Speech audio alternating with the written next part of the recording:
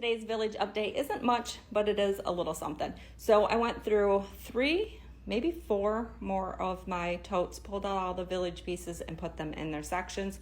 So the farm section has a few more houses. The suburbs also has a few more houses.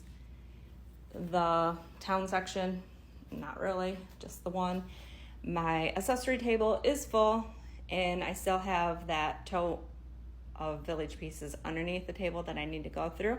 But the good news, and I'm really excited about this, is I found 2 pieces to go on the mountain.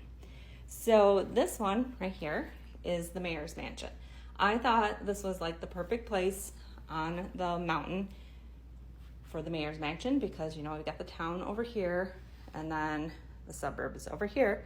So it's like the mayor's mansion is on the hill overlooking the town and the suburbs. I moved the Tudor house down to this level, added some styrofoam to give it a little bit of height so you can see it in front of the, or behind the mayor's mansion. And then in its place, I put the Hartford house. So that was one that I found.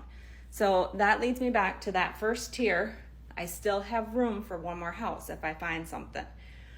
So I think what I'm gonna do is just kind of move forward with building the mountain. And if I come across one when I start pulling out more houses, then I have a spot to put it.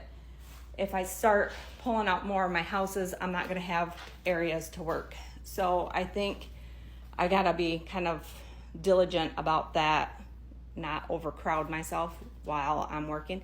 So I wanna focus on the lighting, getting that all strung up and plugged in, then I can work on my facade.